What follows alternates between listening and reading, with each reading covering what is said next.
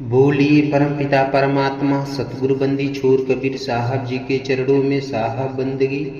परम पूजनीय गुरुदेव महाराज जी के चरणों में साहब बंदगी। तो बंधुओं, आज हम इस वीडियो में आप लोग को बहुत ही महत्वपूर्ण बात बताने जा रहे हैं। आज हम आप लोग को पिंडी और ब्राह्मणी की साधना के बारे में बताएंगे कि पिंडी और ब्राह्मणी भक्ति ये जीव कैसे कर रहा है और पिंडी और ब्राह्मणी साधना क्या है। पिंड में लोग कहाँ साधना करते हैं और ब्राह्मण में जो 5 मुद्राएं हैं, खेचरी, भूचरी, अगोचरी, उन्मनी, चाचरी, इन मुद्राओं को आज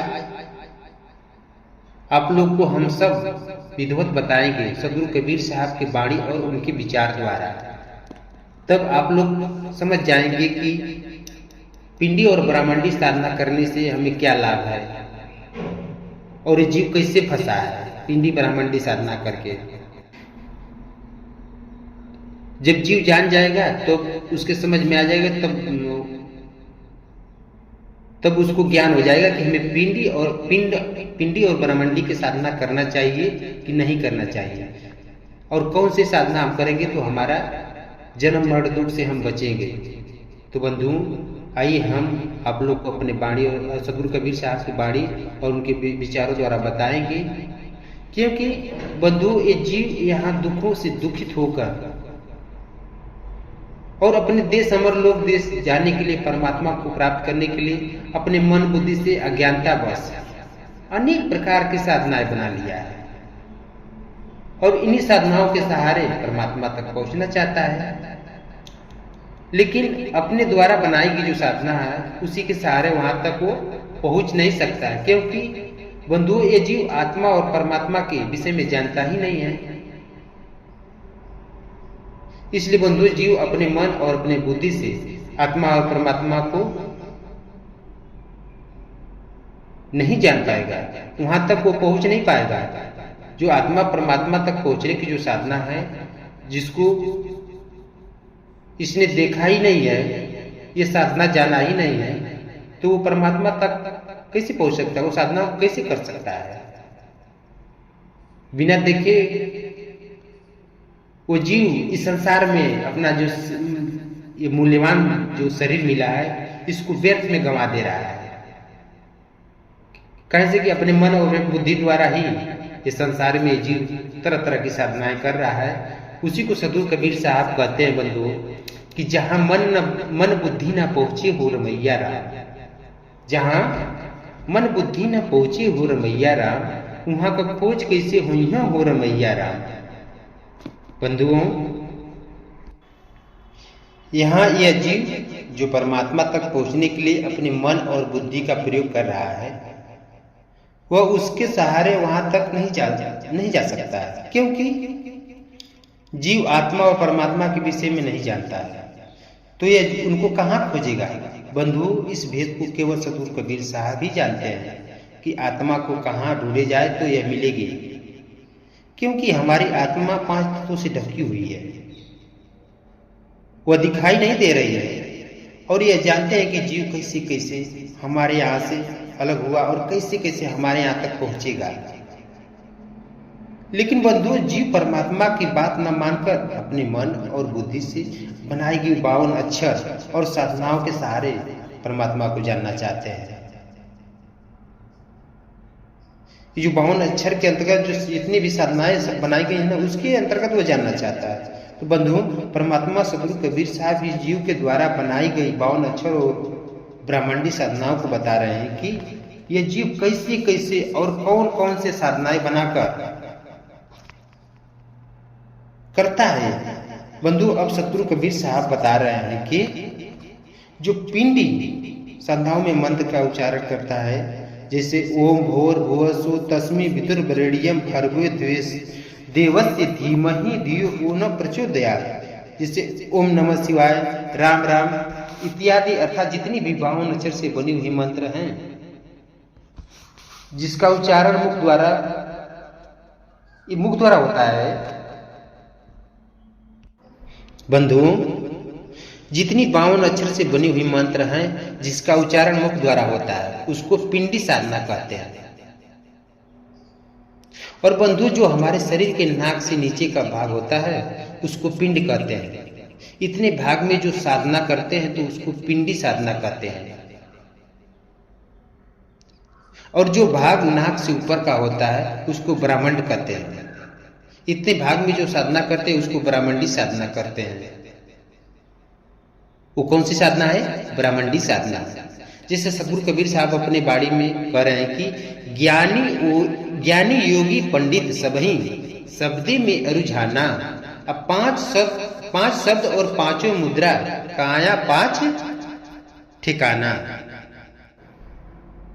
बंधुओं, इस बाड़ी में सतगुरु कबीर साहब कह रहे हैं, बता रहे हैं कि जो जीव परमात्मा को पाने के लिए 5 शब्द और 5 मुद्राओं का साधना किए उनका निवास स्थान ब्रह्मांड में है। उनका निवास स्थान कहाँ है? उसका स्थान कहाँ है? ब्रह्मांड में है। जिससे सतगुरु कबीर साहब अपने वाणी में कह रहे हैं कि शब्द निरंजन चाचरी मुद्रा सोहे नैनन माही तेहिका जाना गोरख योगी महातेज है ताही। बंधुओं, शब्द निरंजन चाचर मुद्रा का साधना गोरख योगी ने किया था। शब्द निरंजन चाचर मुद्रा का स्थान नेत्र है एवं चक्षु दृष्टि को बाह्य दृष्टि से रोककर आंखों में ही लगाना, अर्थात आंखों से आंखों को ही देखना और चित्त वृत्तियों को चक्षु में ही निरंजन शब्द में निरोध करना। बंधु, इसी को चाचर मुद्रा कहते हैं। बंधु, इसी मुद्रा के साधन अभ्यास से दिव्य नेत्र होता है। तब नेत्र प्रकाशवान हो जाता है, जिसके कारण दूर तथा अति सूक्ष्म पदार्थ को और जल आदि में तथा किसी भी पदार्थ से ढके हुए वस्तु को भी देख लेता है। उसमें चमत्कारी आ जाती है। अब बंधुओं, सतगुरु कबीर साहब दूसरी मुद्रा के विषय में बता रहे हैं। वो ओंकार भूचरी मुद्रा है त्रिकुटी अस्थाना। वो ओंकार भूचरी मुद्रा है त्रिकुटी अस्थाना। व्यास देवता को पहचाना चाँद सूरज सो जाना। बंधुओं, वो ओंकार शब्द और भूचरी मुद्रा का स्थान कहाँ है? त्रिकुटी में है। बंधुओं, ओंकार शब्द और भूचरी मुद्रा का स्थान कहाँ है? त्रिकुटी है। अंदर नेत्र मन को उलटकर त्रिकुटी मध्य में एक टक साधना करना।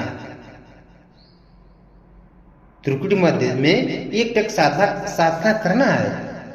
इधर उधर नहीं नेत्र को फैलाना है। चित्त की वृत्तियों को मतलब सब ओर से खींचकर उसी त्रिकुटी ओम में निरोध करना है, उसी पर ठहराना है, उसी पर रोकना है। इसी को भूचरी मुद्रा कहते हैं। बंधुओं, जिसकी साधना व्यासदेव किए थे, जो अनाह सुने थे, चंद्र सूर्य का प्रत्यक्ष ज्ञान किए थे। अब बंधुओं, सतगुरु कबीर साहब आगे बता रहे हैं कि सोहम शब्द अगोचरी मुद्रा भवर गुफा स्थाना। सुख देवता को पहचाना सुन अनहद का ताना। बंधुओं, सोहम शब्द और अगोचर मुद्रा का स्थान भौर गुफा में है। इसी भौर गुफा में तथा अगोचर सोहम शब्द में मन को साधना अभ्यास द्वारा निरोध करने को अगोचरी मुद्रा कहते हैं। जिस क्रिया में इंद्रियाएं विचरण नहीं करती है, विचरती नहीं है, केवल मन से ही साधना की जाती है, इस क्रिया को अगोचरी मुद्रा कहते हैं। इसकी साधना करने से सोहम शब्द प्रकट होता है और सर्व अनहद यानी सब अनहद वास्तविक रूप में प्रकट होता है। बंधु, इसकी साधना कौन किए थे? सुखदेव जी किए थे।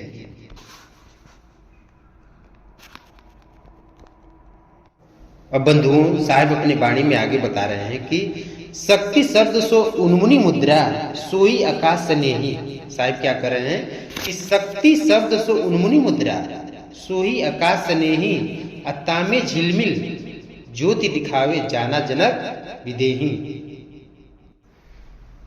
बंधुओं, अब सतगुरु कबीर साहब आगे बता रहे हैं कि शक्ति शब्द उन्मुनी मुद्रा का साधना जनक जी किए थे, जिनको विदेही भी कहा जाता है।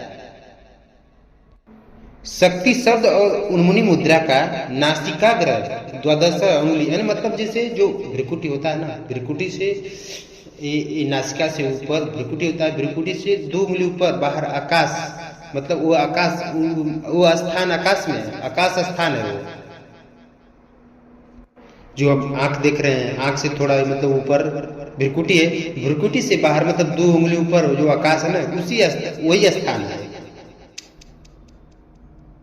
लेकिन सिद्ध आसन में बैठकर नासिकाग्र आकाश में नेत्र दृष्टि को लगना तथा भ्रिकुटी को थोड़ा ऊपर उठा ले, इसे उन्मुनी मुद्रा कहते हैं। जब उन्मुनी मुद्रा के सिद्ध होने से मन रुककर शांत हो जाता है और प्राण की गति रुककर सूक्ष्म हो जाती है, वो शरीर तथा इंद्रियां स्थिर हो जाती है। तब बंधुओं अनहद शब्द सुनाई देता है, अनहद सुनाई देता है और 5 तत्वों का दर्शन तथा बिजली की चमक एवं झिलमिल ज्योति का प्रकाश होता है। बंधुओं साहेब अब आगे बता रहे हैं कि राराकार खेचरी मुद्रा 10वां द्वार ठिकाना, ब्रह्मा विष्णु महेश्वर देवा ररंकार पहचाना। राराकार खेचरी मुद्रा 10वां द्वार ठिकाना, ब्रह्मा विष्णु महेश्वर देवा ररंकार पहचाना। बंधुओं अब सतगुरु कबीर साहब इस वाणी में बता रहे हैं कि ररंकार खेचरी मुद्रा की साधना ब्रह्मा विष्णु महेश ने किए थे। कौन किए थे? ब्रह्मा विष्णु महेश ने। रारंकार शब्द और खिचरी मुद्रा का ब्रह्मरंध्र 10वां द्वार से नीचे स्थान है। इसको जिह्वा को लंबा करके ऊपर को उलट देना और ऊर्ध्व सुधा कूप तालु विवर जो संयोजित करना, जो तालु होता है ना, में संयोजित करना, मतलब उसी में लगा देना और मन को रंकार शब्द में निरोध करना। सिद्धासन पर बैठकर ब्रह्मरंध्र के अंतर्गत दृष्टि लगाकर यह साधना अभ्यास करना, इसको खेचरी मुद्रा कहते हैं। इसी खेचरी मुद्रा द्वारा ररंकार शब्द प्रत्यक्ष होता है। लेकिन बंधुओं जितने लोग ये मुद्राओं की साधना किए वो परमात्मा तक नहीं पहुंच पाए और 84 लाख के असहनीय दुख के दरिया में चले गए, क्योंकि इन्होंने अपने मन और बुद्धि से आत्मा और परमात्मा तक पहुंचना चाहते थे। इन लोगों को अपनी कृत ही दुख का कारण बने। इसको सतगुरु कबीर साहब बीजक की साखी ग्रंथ में बता रहे हैं। क्या बता रहे हैं? देखिए बंधु, आप लोग बहुत ध्यान से सुनिएगा। धरे ध्यान गगन के माही लाई वज्र की वार, अधिक प्रतिमाएं अपने तीनों भय निहाल। बंधुओं सतगुरु कबीर साहब बता रहे हैं कि तीनों लोग अपने ध्यान गगन में लगाए। वो 3 कौन है? ब्रह्मा विष्णु महेश। ब्रह्मा विष्णु महेश ने अपना ध्यान गगन में लगाया और अपनी ही कृत में फंस गए। ये भी नहीं जान पाए कि परमात्मा कहाँ है। इसी को साहब बता रहे हैं कि धरे ध्यान गगन के माही लाई वज्र की वार, अदेख प्रतिमाएं अपनों तीनों भय निहाल। बंधुओं सतगुरु कबीर साहब बता रहे हैं कि जीव इसी तरह अपने मन और बुद्धि से साधना बना करके उसी में फंस गया। आत्मा और परमात्मा रूपी धन को नहीं जान पा सके, क्योंकि जीव आत्मा को शरीर में ढूंढ रहा है, वहां आत्मा नहीं है। हमारी आत्मा काया के बाहर है बंधु, जिसको सतगुरु कबीर साहब अपने बाड़ी में कह रहे हैं कि आत्म चिन्ह परमात्म चिन्ह संत कहावे सोई, ये भेद काया के बाहर जाने बिरला कोई।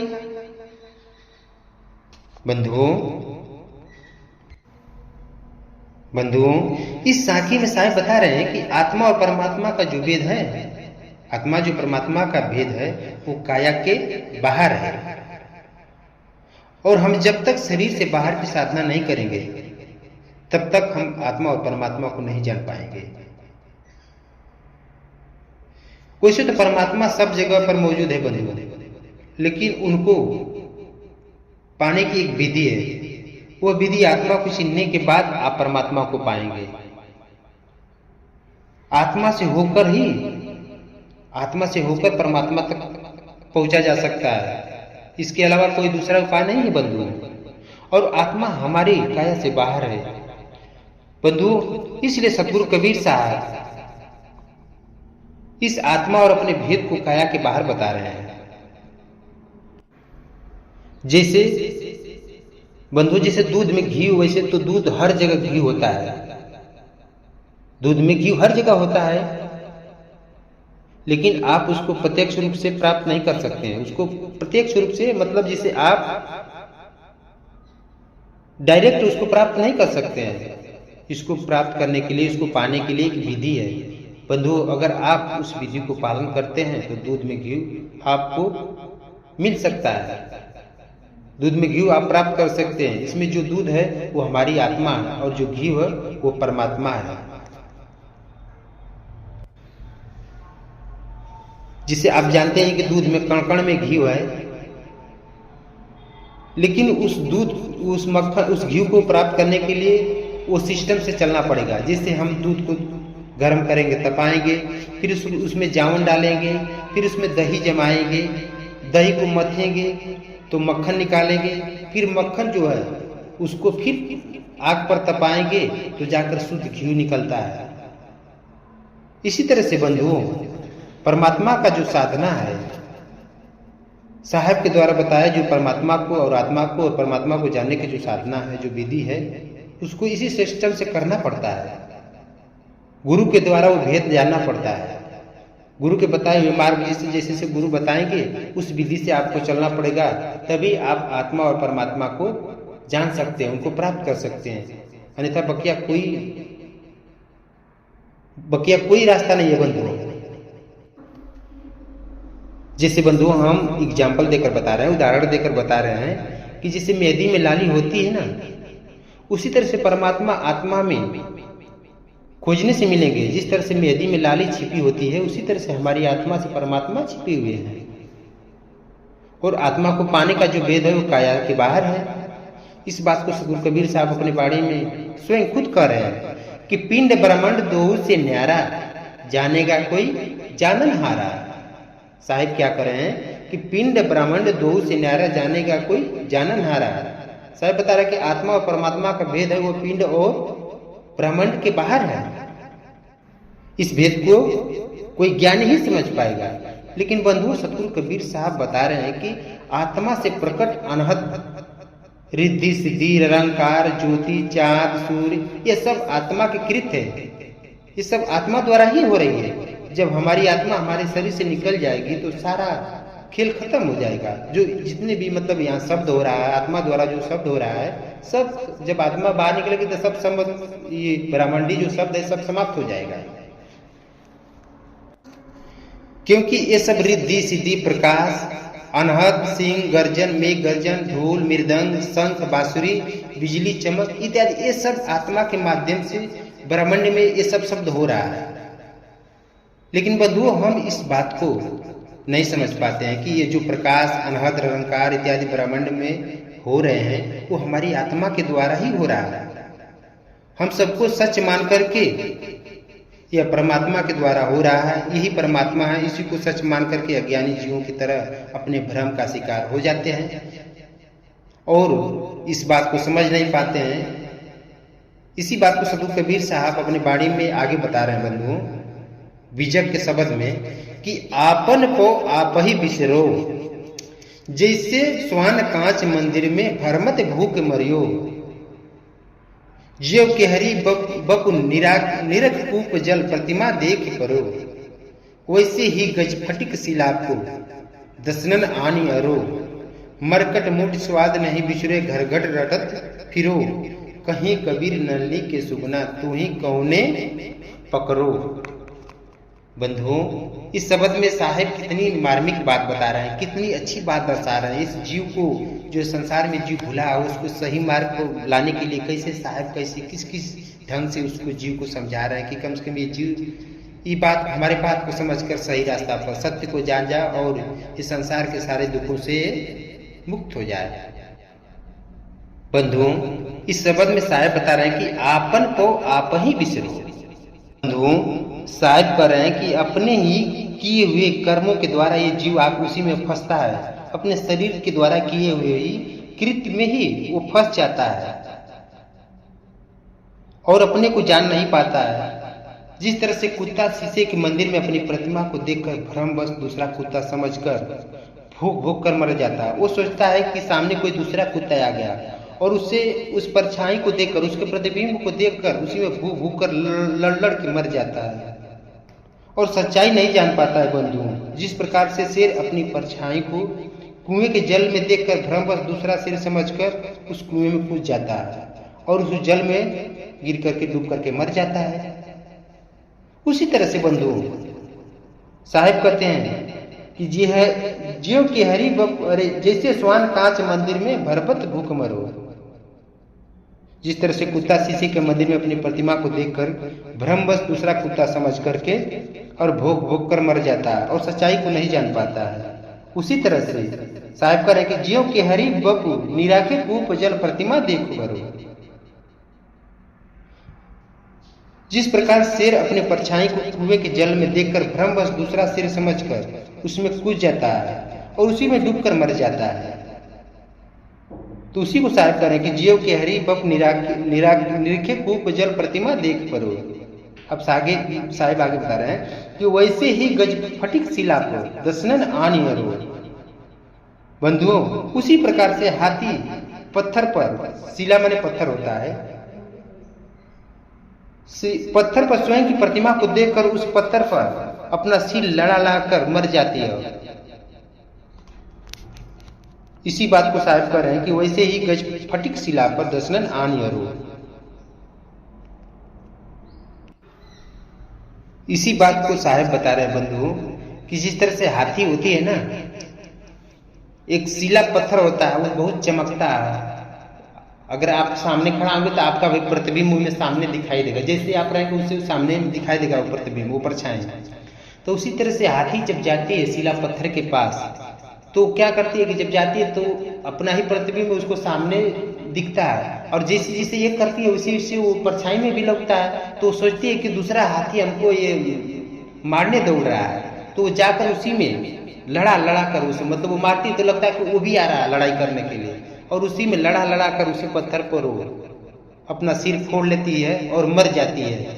उसी को साहिब करें कि वैसे ही गज फटिक शिला पर दसनन आनी अरो। बंधुओं इसी बात को साहिब बता रहे हैं बंधुओं कि मरकट मूठ स्वाद नहीं बिछड़े घर घट रत फिरो। जिस तरह से बंदर होता है ना, जो मदारी वाला होता है, तो जब बंदर को पकड़ना होता है तो जो एक सुराही, छोटा सा सुराही लेता है और उसमें चना रख देता है और चना को बाहर तक भी कुछ दूर तक और रख लेता है, मतलब छींट देता है। और जब बंदर क्या काम करता है कि चना को खाने जाता है तो खाते खाते बाहर का चना खा लेता है, तो अंदर अब उसमें सुराही में झांकता है तो उसमें भी चना है, तो मुट्ठी उसमें हाथ डालता है। और जब हाथ डालता है तो क्या करता है कि अब मुट्ठी जब हाथ डालता है तो चना मुट्ठी बांध कर मुट्ठी चना को निकालना चाहता है, और जब नहीं निकलता है तब सोचता है कि हमको ये सुराही पकड़ लिया है। तब तक आकर जो बाजीगर होता है, जो मदारी वाला होता है, आकर इसको बंदर को पकड़ लेता है, और बंदर को जो पकड़ लेता है तब अब वो लेके चला जाता है, उसको फिर अपना कला सिखाता है और घर घर उसको नचाता है और नचाकर भीख मांगता है, और उसी को साहिब कर रहे हैं और उसी बहाने उसका व्यवसाय चलता है, उसका पेट चलता है। उसी को बात को कर रहा है कि मरकट मूठ स्वाद नहीं बिछड़े घर घर रतक फिरो, और वो घर घर घूमता फिरता रहता है उसी एक मुट्ठी चना की वजह से। अब साहिब आपको बता रहे हैं बंधु कि कहें कबीर नलनी के सुगना ते ही कौने पकड़ो। देखिए साहिब यहाँ कितनी अच्छी बात बता रहे हैं लास्ट में। बंधुओं बंदर तो एक मुट्ठी चना के कारण भ्रम के कारण बंदर बाजीगर के द्वारा पकड़ा जाता है और अपने इसी कारण वो घर घर भीख मांगता है। लेकिन यहाँ सुगना कैसे पकड़ा जाता है बंधुओं, इसी को साहिब बता रहे हैं कि कहें कबीर नलनी के सुगना तू ही कौनो पकड़ो। बंधुओं जिस तरह से नलिका के ऊपर बैठा हुआ सुगा, जिसको सुग्गा बोला जाता है, नलिका के नीचे हो जाने के कारण वो अब जैसे ही बैठता है पानी पीने के लिए वो नीचे घूम जाता है। नलिका के नीचे हो जाने के कारण उसको नहीं छोड़ता है। अगर वो सोचता है कि मैं छोड़ूंगा तो पानी में गिर जाऊंगा, और उसी में डूबकर मर जाऊं। इसी भ्रम के कारण सुआ नलिका को नहीं छोड़ता है बंधुओं, और नहीं छोड़ पाने की वजह से अब वो शिकारी द्वारा पकड़ा जाता है। बंधुओं, इस जीव को, ये सब जितने भी आप उदाहरण बताएं ना, इस जीव को समझाने के लिए साहब बताएं कि जीव किसी तरह से समझकर सत्य पर आ जाए, सत्य रास्ता पर आ जाए। इसी तरह से बंधुओं, अज्ञानता बस सच्चाई न जान पाते हैं और भ्रम में फंसकर अपना कीमती जीवन गवा देते हैं। मनुष्य का कितनी कीमती जीवन है, लेकिन वो नहीं जान पाता है। जिस तरह से ये सब जीव भ्रम में फंसकर अपना कीमती समय, सब कीमती समय और कीमती मतलब जीवन जो मिला है उसको, वो सब गंवा देते हैं। लेकिन बंधुओं, आप लोग विचार कीजिए कि आप लोग अपने तन, मन और जीवन मरण के दुख का निवारण नहीं कर पा रहे हैं, तो आपसे बनी पावन अक्षर आत्मा द्वारा ब्रह्मांड में प्रकट अनहद ज्योति निरंकार रिद्धि सिद्धि शंख मेघ गर्जन, सिंह गर्जन, बिजली की चमक, बांसुरी की धुनी इत्यादि जितनी भी ये ध्वनियां हो रही हैं बंधुओं, ये सब आप लोग इस साधना भ्रम में करते हैं, न जानने की वजह से अज्ञानता में करते हैं। ये सब जितने भी शरीर में है साधनाएं, जो भी ये सब सुनाई दे रहा है, आप लोग अज्ञानता की वजह से करते हैं। आप लोग के दुखों का निवारण कैसे होगा? ये भूल कैसे मिटेगी? इस भ्रम से वही बच पाएगा जो सदगुरु कबीर साहब के द्वारा बताई गई भक्ति साधना को समझेगा और विवेकी संत गुरु की शरण में जाएगा, उनकी बातों को ग्रहण करेगा, उनको उनके विचारों जो उनके परमात्मा का ज्ञान बताए के द्वारा वो अपना जो किए हैं, शोध किए हैं, जो तपाए हैं अपने को और परमात्मा का ज्ञान इकट्ठा किए हैं, कोई भेदी गुरु ही आपको भली बात बता सकता है। जो इस भेद को भली बात जानता है तभी आप इस भ्रम से बच पाएंगे, अन्यथा आप उन अज्ञानी जीवों की तरफ भ्रम में फंसकर आप परमात्मा को नहीं जान पाएंगे और 84 लाख जीवनियों का कठिन दुख, असहनीय दुख सहेंगे और इस भवसागर से मुक्त नहीं होंगे। क्योंकि बंधुओं, ये जो भवसागर है ना, यहाँ तो जो समुद्र है भवसागर, वो देख रहे हैं जल उसमें पानी है, लेकिन ये जो संसार का जो भवसागर है वो बिना जल का भवसागर है, उसमें जल नहीं है, लेकिन कितना दुख ये जीव मतलब समझ रहा है, देखिए सह रहा है, कितना पा रहा है दुख, और इसी में अपना तन का दुख, मन का दुख, जन्म मरण का दुख भोग रहा है बंधु। इसलिए बंधुओं, आप लोग सत्य की परख कीजिए, सत्य से ही आपका कल्याण होगा। तो बंधुओं, मैं अपनी वाणी को यही से विराम दूंगा। हाँ बंधुओं, मैं परमात्मा का, आत्मा की सच्ची भक्ति क्या है, परमात्मा का सच्ची साधना क्या है, ये दूसरे वीडियो में हम दूसरे भाग में बताएंगे आप लोग को। उसको भी आप लोग ध्यान से सुनिएगा कि परमात्मा की सच्ची भक्ति क्या है, किस भक्ति के करने से हमारा दुख का निवारण होगा। इस बिना भवसागर रूपी जो दुख, बिना पानी का जो भवसागर है, उससे कैसे मैं पार होऊंगा। तो बंधु, उस साधना को मैं दूसरी वीडियो में डालूंगा। अब अपने वाणी को यही से विराम देता हूँ। बोलिए परमपिता परमात्मा सतगुरु बंदी छोर कबीर साहब जी के चरणों में साहब बंदगी, परम पूजनीय गुरुदेव महाराज जी के चरणों में साहब बंदगी, साहब बंदगी बंधुओं, साहब बंदगी।